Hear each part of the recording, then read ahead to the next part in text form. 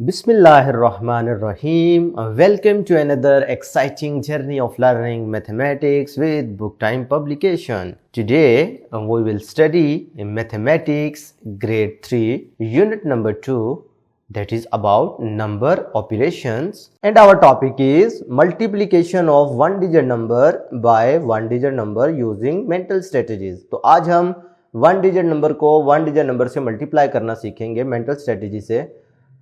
आपके सामने ये एक बॉक्स नज़र आ रहा है एक टेबल की फॉर्म में। तो देखें लिखा हुआ है multiplication as repeated addition. Repeated addition का क्या मतलब होता है, मैं समझाता हूँ एग्जांपल से। लिखा हुआ है 2 मल्टीप्लाइड बाय 6, ठीक है जी, 2 मल्टीप्लाइड बाय 6। इसका मतलब है 2 टाइम्स 6। 2 टाइम्स होने का मतलब है कि ये जो 6 है ये 2 दफ़ा रिपीट कर रहा है, और मल्टीप्लिकेशन बेसिकली होती ही रिपीटेड एडिशन का नाम ही मल्टीप्लिकेशन है।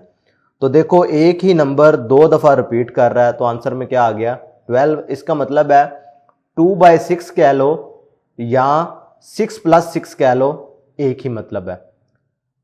अगली एग्जांपल देखें 3 मल्टीप्लाइड बाय 5। इसका मतलब है 5 टाइम्स 3, ठीक है, 5 टाइम्स 3, या ये कह सकते हैं आप इसे 3 टाइम्स 5, ठीक है। 3 टाइम्स 5 कह लो या 5 टाइम्स 3 कह लो, एक ही बात है। लेकिन जब आप 5 टाइम्स 3 करोगे तो इसका मतलब है 3 जो है ना वो 5 दफ़ा रिपीट कर रहा है। जब आप इसे 3 टाइम 5 कहोगे तो इसका मतलब है 5 3 दफ़ा रिपीट कर रहा है। तो दोनों सूरतों में आंसर आपके पास 15 ही आएगा।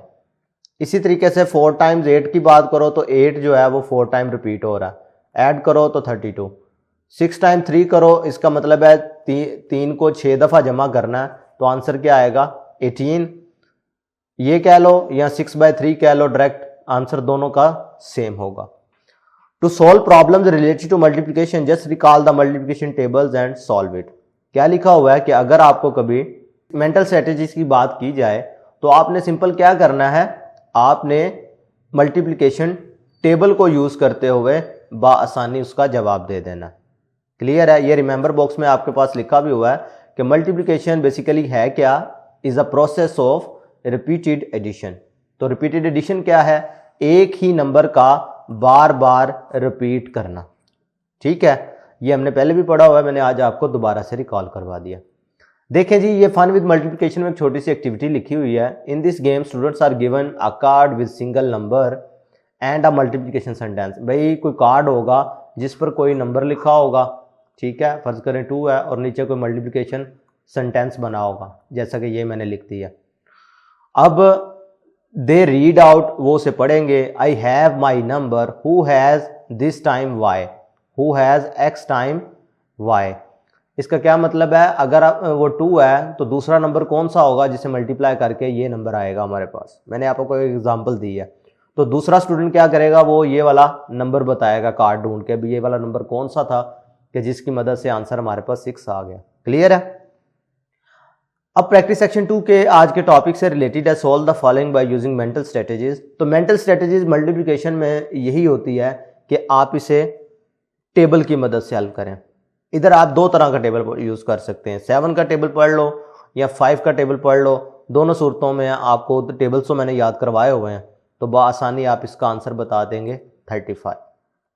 इसका अगर आप टेबल पढ़ें तो क्या आंसर आएगा, 5 8s are 40 या 8 5s are 40। अगर इसको मैं यूं करता, ये 5 टाइम्स 8 है ना, इसका मतलब था ये 8 + 8 + 8 + 8 + 8, यानी ये 8 जो है वो 5 टाइम रिपीट हो।